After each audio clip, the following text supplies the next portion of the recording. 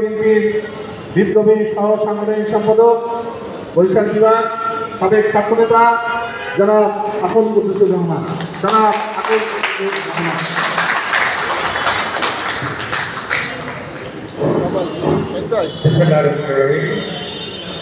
বাংলাদেশ জাতীয়তাবাদী দল বরিশাল দক্ষিণ জেলা কর্তৃক আয়োজিত শহীদ রাষ্ট্রপতি জিয়া রহমানের উদ্যমে ৯৯তম সাধারণ বার্ষিকী উপলক্ষে জন্মবার্ষিকী উপলক্ষে টেনিস টেবিল প্রতিযোগিতার আয়োজন করেছে দক্ষিণ জেলা বিএনপি। যারা আয়োজন করেছে আমি তাদের সবাইকে ধন্যবাদ জানাই। বিশেষ করে ধন্যবাদ না জানালে কি মনতা করা হবে। আমার খুব কাছের মানুষ, সাবেক ছাত্রনেতা, সাবেক যুবনেতা, সফল বিএনপি নেতা, বরিশাল দক্ষিণ জেলার সংগ্রামী সদস্য সচিব অ্যাডভোকেট আবুল কালাম সাহেব, যারা উপস্থিত রয়েছেন তাদের সবার পরিচয় দিচ্ছেন। আমার সভাপতি হয়ে এসেছেন ব্যারিস্টার জাকারিয়া, লন্ডন বাংলাদেশ জাতীয়তাবাদী ফোরামের সদস্য এবং ওয়ান্ডার্স ক্লাবের সহসভাপতি। আমি যারা আজকের এই প্রতিযোগিতায় যারা অংশগ্রহণ করেছেন আপনাদের সবাইকে আমি ধন্যবাদ জানাচ্ছি। আমি ব্যক্তিগতভাবে ছোটবেলা থেকে ভলিবল খেলতাম সেই কলেজ বিশ্ববিদ্যালয় জীবনে। আমি টেনিস কখনো খেলিনি, বাট খেলাটা অত্যন্ত দৃষ্টিনন্দন এবং একটা চমৎকার আর্ট বটে। যারা এখানে অংশগ্রহণ করেছেন সমস্ত খেলোয়াড়দেরকে আমি ধন্যবাদ জানাচ্ছি। আর আমি আরেকটা দেখলাম এখানে যারা অংশগ্রহণ করেছেন তাদের পরিচয় পেয়েছি। সত্যিকার আমরা যারা রাজনীতি করি তারা অনেক জনসমাগম যেখানে হয় সেখানে বক্তব্য দিতে কথা বলতে স্বাচ্ছন্দ্য বোধ করি। আজকে আমি স্বাচ্ছন্দ্য বোধ করছি এই কারণে যেখানে একদিক থেকে খেলোয়াড় এবং মেধাবী খেলোয়াড়দের আড্ডাখানা দেখলাম। এখানে কি বলবেন ডক্টর সাইদুল আলম সাহেব একজন চমৎকার টেনিস খেলোয়াড়। আমি ওনার পেশা সম্পর্কে জানতাম না, জেনে নিলাম। আরও বেশ কয়েকজনের পরিচয় ইতিমধ্যে পেয়েছি। আমি বিমোহিত হয়ে ওনার বক্তব্য শুনছিলাম। আমার মনে হয় একজন প্রকৃত শিক্ষিত লোক, একজন প্রকৃত জ্ঞানী লোক যে পেশায় যান না কেন উনি ভালো করেন। উনি ডাক্তার না হয়ে যদি পলিটিশিয়ান হতেন তাহলে আরও ভালো করতেন, এটা আমার দৃঢ় বিশ্বাস।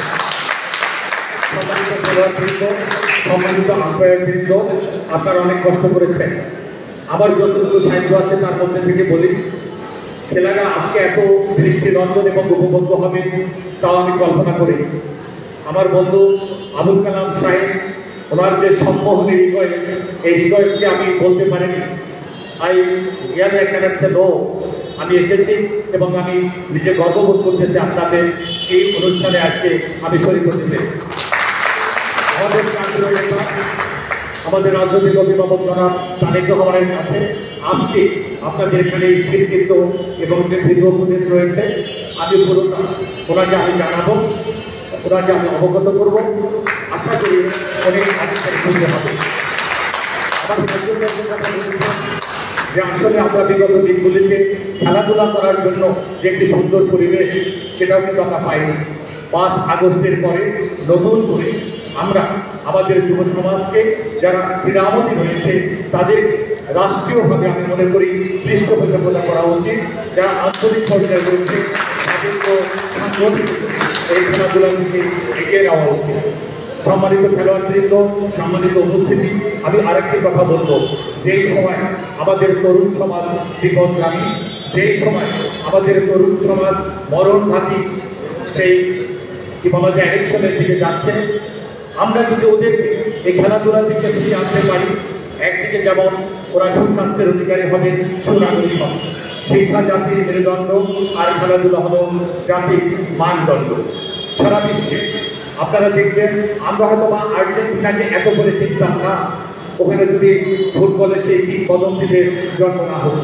আমরা ব্রাজিলকে এত ভালো করে চিনতাম না যদি ওখানে কিংবদন্তি সেই ফুটবল প্লেয়ারদের জন্ম না হতো। এই সমাজে যারা এখনো খেলাধুলা করেন আপনারা উৎসাহিত হয়ে আছেন।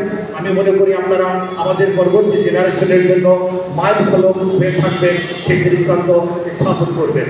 ভবিষ্যতে আবার এই খেলাধুলার মধ্যে দিয়ে আপনাদের সাথে আমাদের দেখা হবে। আমি শুধু সেই আশাবাদ ব্যক্ত করছি না, দৃঢ় আশাবাদ ব্যক্ত করছি যে ভবিষ্যতেও চমৎকার আয়োজন করেছে। এই যে গুড ম্যানেজার, এই not a good politician, as well as a good manager in all aspects. এর পূর্বে উনি শহীদ প্রেসিডেন্ট জিয়াউর রহমানের কর্মময় জীবনের উপর একটি স্থির চিত্র প্রদর্শনী করেছে। অদ্ভুত, আসলে আমাদের বরিশালের মানুষের একটি অপবাদ আছে, যা আমরা মুখে কম বলি, হাত দিয়ে বেশি বলি, আমরা যারা রাজনীতি করি। আমরা মনে করি এই বরিশাল অনেক সমৃদ্ধ, অনেক জ্ঞানী গুণী রাজনীতিবিদ, অনেক কবি সাহিত্যিকের জন্ম।